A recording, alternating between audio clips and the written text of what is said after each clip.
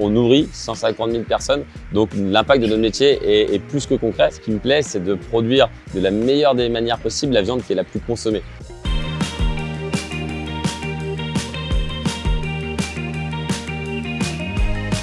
Je suis producteur de volailles dans le Morbihan, donc je produis du poulet avec mon père et mon frère.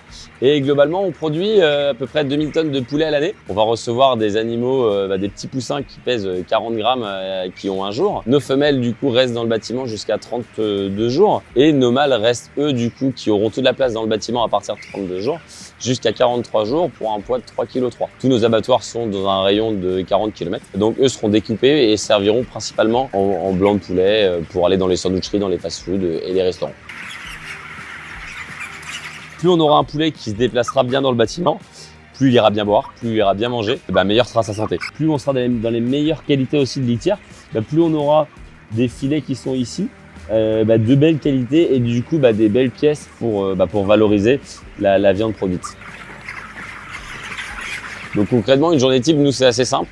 On a principalement un rôle de surveillance dans nos bâtiments. L'alimentation et l'abreuvement est assuré par des machines tout simplement. Donc nous, ça va être vérifier que ces machines-là fonctionnent très bien, que tous nos poulets ont bien à boire, ont bien à manger, qu'il n'est pas trop chaud, pas trop froid, qu'il n'y ait pas trop de vitesse d'air, qu'il n'y ait pas du tout de courant d'air. On a des capteurs de température, d'hygrométrie, de CO2, donc on a des alarmes qui nous préviennent au quotidien. On va devoir certaines fois rajouter de la litière pour maintenir du confort. Et quand les animaux sont partis, donc là c'est principalement lié au lavage du bâtiment. Aujourd'hui, on importe un poulet sur deux et malheureusement, c'est plus la production étrangère qui a répondu à cette hausse de consommation. Donc c'est hyper important qu'on arrive à construire des élevages, à moderniser, à transformer des bâtiments pour faire en sorte qu'on a une production de poulet française pour répondre à cette consommation et avoir une souveraineté alimentaire. Ici, on se trouve sur la partie biomasse de l'élevage. On va y retrouver l'ensemble du bois broyé qui va servir à alimenter notre chaufferie, qui sert elle-même à chauffer les poulaillers. Donc on a un bois blanc qui est issu du broyage de charpente, et on a ce type de bois-là qui est un peu plus exotique, qui est lui issu de broyage des chutes d'une usine qui fait des fenêtres en bois. On a soustrait des énergies fossiles, qui étaient le gaz, avec des énergies renouvelables et qui étaient en plus des déchets d'industrie, principalement. Donc on a vraiment un cercle vertueux et ça, c'est plutôt chouette. Ici, on se trouve sur notre stockage de litière. C'est vraiment des copeaux de bois comme peut le faire une tronçonneuse. Eux, c'est fait avec tout simplement quand ils vont les raboter leur charpente. Et nous, ça sert à faire la litière de nos animaux. On le met sur notre dalle et donc les animaux viennent tout simplement dessus comme ça et ça leur fait un nid douillet. Maintenant, on appelle ça de l'économie circulaire. Avant, c'était vraiment du bon sens paysan de valoriser les déchets de nos voisins. Nous, on s'est lancé dans les énergies renouvelables dès 2014, car on est parti du postulat qu'on avait une surface inexploitée qui était les toits de nos poulaillers. Il y avait aussi une fenêtre contractuelle via EDF pour vendre de l'électricité produite. Du coup, on a pu l'injecter au réseau, on a pu se développer aussi au fur et à mesure des années. Aujourd'hui, on produit à peu près l'équivalent de la consommation de 1000 foyers en électricité et on autoconsomme aussi notre propre électricité.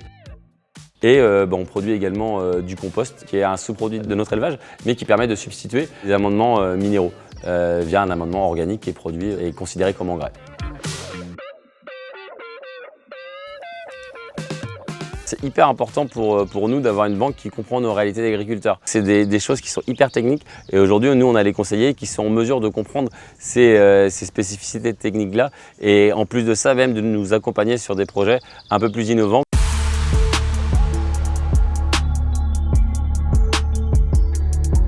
La première fois que nous avons rencontré le Crédit Agricole, c'était pour financer le photovoltaïque. Puis le Crédit Agricole nous a soutenus énormément parce qu'on a fait 2 poulaillers en poulet, une station de compostage, une chaudière, donc c'était un très gros projet. Et là, on a eu vraiment une relation de partenariat avec le Crédit Agricole qui est venu vraiment avec nous choisir des techniques qui arrivaient en France. On a été même les voir à l'étranger avec notre conseiller. Donc nous, on est agriculteurs, moi je suis chef d'entreprise sur mon élevage, mais on n'a peut-être pas forcément une vision aussi complète que peut l'avoir un responsable agricole au niveau du Crédit Agricole. Ça peut arriver que dans certains cas, on a des préconisations techniques réalisées par le Crédit Agricole, car il aura un retour d'expérience sur énormément de projets, et notamment sur le plus important, c'est l'impact financier. Alors les attentes qu'on peut avoir aujourd'hui envers notre banque, c'est de se projeter sur les habitudes de consommation de demain. Aujourd'hui, nous, on est sur un métier très terre à terre, mais avec une vision long terme. Donc il nous faut des partenaires qui nous soutiennent là-dedans, qui partagent cette vision, qui comprennent les enjeux face auxquels on est confronté aujourd'hui.